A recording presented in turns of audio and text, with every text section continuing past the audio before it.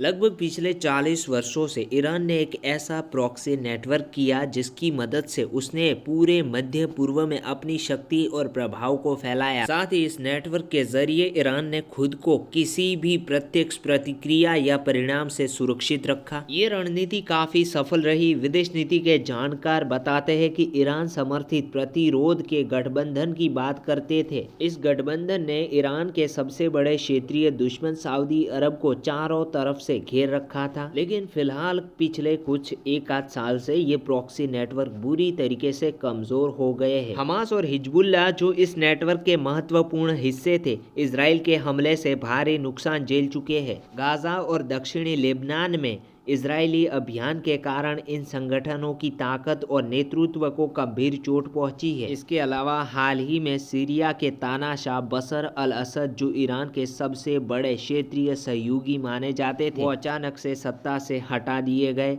असद को सत्ता से हटाना ईरान के लिए सबसे बड़ा झटका है, क्योंकि वे न केवल ईरान के करीबी सहयोगी थे बल्कि ईरान के प्रॉक्सी नेटवर्क को मजबूत बनाए रखने में महत्वपूर्ण भूमिका निभाते थे। ईरान ने 1980 के दशक में प्रॉक्सी रणनीति की शुरुआत की थी। इस समय ईरान ने हिजबुल्लाह का समर्थन करना शुरू किया। जब इजरायली सेना ने दक्षिणी लेबनान पर आक्रमण किया तो ये कदम ईरान के लिए काफी फायदेमंद साबित हुआ। हिजबुल्लाह ने इजरायली सेना के खिलाफ गोरिल्ला युद्ध छेड़ दिया, जो 2000 में इजराइल की वापसी के साथ समाप्त हुआ। इसके बाद हिजबुल्लाह ने लेबनान में खुद को एक मजबूत रणनीतिक ताकत के रूप में स्थापित कर लिया। हिजबुल्लाह की सफलता को देखते हुए ईरान ने अपने प्रॉक्सी नेटवर्क को और बढ़ाने का फैसला किया। लेकिन 2003 में इराक पर अमेरिकी हमले के बाद जहां रणनीतिक अस्थिरता बढ़ी तो ईरान ने कुछ ईरानी समर्थित मिलिशिया का समर्थन किया। ये मिलिशिया आज भी इराक की रणनीति में दबदबा बनाए हुए है। और 2010 के दशक में ईरान ने यमन में हुती विद्रोहियों का समर्थन करना शुरू किया, जो सऊदी अरेबिया के नेतृत्व वाले गठबंधन के खिलाफ लड़ रहे थे। इस तरीके से ईरान ने मध्य पूर्व में अपनी शक्ति और प्रभाव को व्यापक रूप से फैला दिया। हालांकि पिछले एक साल में ईरान को ये प्रॉक्सी नेटवर्क कमजोर पड़ता दिखाई दे रहा है।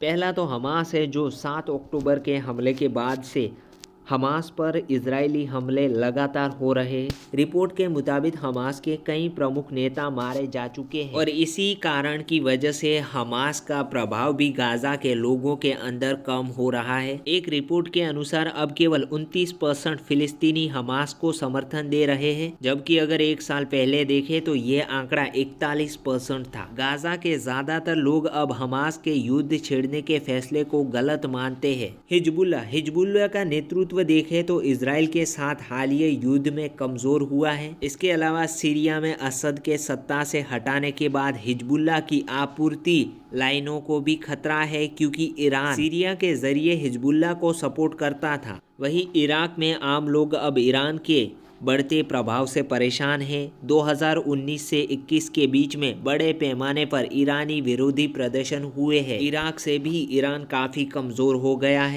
यमन में हुती विद्रोही भले ही ईरान के करीबी सहयोगी माने जाते हैं, लेकिन वे काफी हद तक स्वतंत्र हैं। हुती ईरान से पैसे तो ले लेते हैं, लेकिन उनकी खुद की टैक्स और संशोधनों से आयात का बड़ा हिस्सा आता है। ईरान की विदेश नीति में काफ़ी कमजोरी आई है। इसके अलावा देश में भी कई घरेलू समस्या भी हैं। ईरान में आर्थिक संकट चल रहा है। पिछले दशक में ईरान के प्रति व्यक्ति आय में गिरावट आई है और अगर ईरान पर अमेरिका ने नए प्रतिबंध लगाए तो ये और भी बुरी स्थिति हो सकती है। इसके अलावा वर्तमान में सुप्रीम लीडर खमेनेई 85 साल के हैं, लेकिन इनके बाद कोई भी अभी स्पष्ट नहीं है उत्तराधिकारी।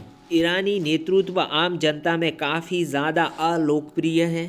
ईरान के नेतृत्व से ईरान की जनता खुश नहीं है और ऐसे में अब ये कहना मुश्किल होगा कि ये कमज़ोर स्थिति ईरान में ऐसी चलेगी या कुछ बदलाव भी होगा। और अब ऐसा भी कहा जा रहा है कि ईरान में भी अगला तख्ता पलट होगा, वो ईरान में हो सकता है। तो अब देखना होगा कि ईरान में ऐसा होता है या नहीं।